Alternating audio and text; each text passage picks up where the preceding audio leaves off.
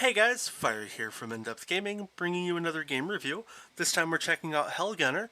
HellGunner was developed by Sergio Pavaroni and published by Radalaka Games and released on May 13th, 2022.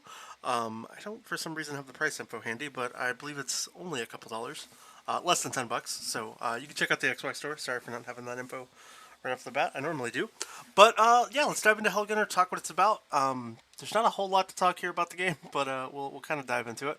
So HellGunner is quite simply a twin-stick top-down shooter that doesn't really provide a whole lot of content. Unfortunately, this won't be a super long game review, as you know, there's not a lot to this game. Right off the bat, for any achievement hunters out there, it's a super easy, quick completion. You'll be done in about an hour, and you don't honestly need any guides. They're kind of useless for you.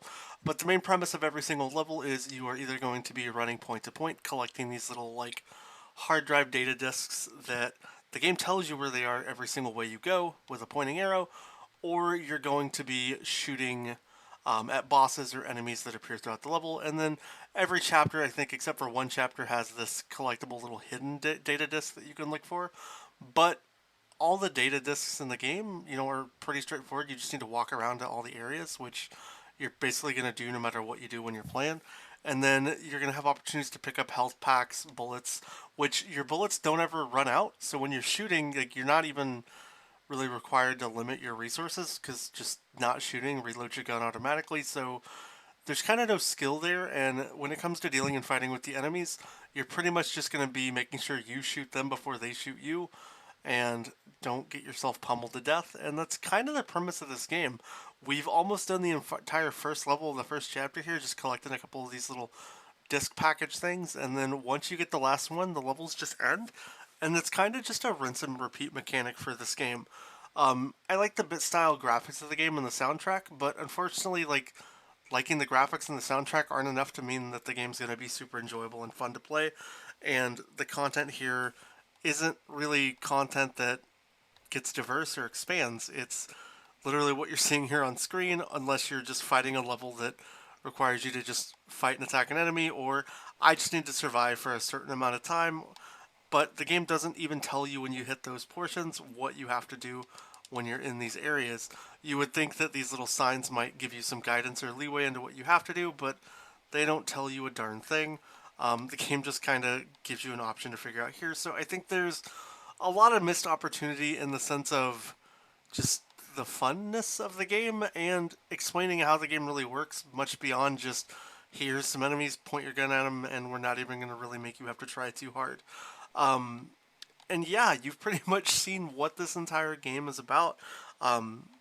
Not gonna lie, I thought HellGunner, read the name, would be something super cool and tons of fun and crazy awesome little cute story that could have been here for like a good hour to play. And unfortunately, this is really all we have in the sense of this game.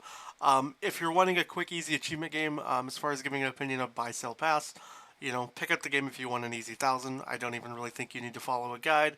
The secrets that you have to find in the game are honestly very easy to find, just by exploring the levels and going everywhere in them.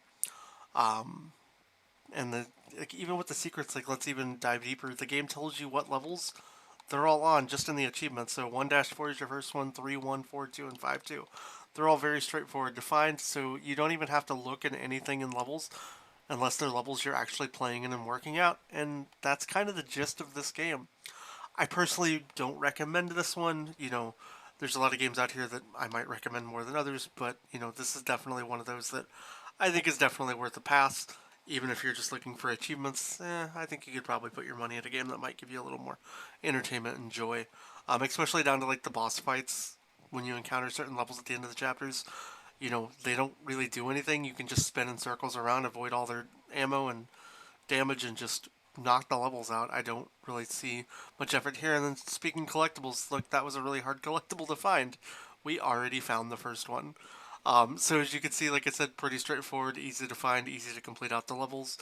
And yeah, that's about it. If you did pick up this game or have a different opinion, I'd love to hear what you think down in the comments. If you have any questions or want to know more, please let me know down below. Outside of that, I hope you guys enjoyed this review, and I hope you have a great rest of your day. Consider subscribing if you haven't already, and we'll catch you next time.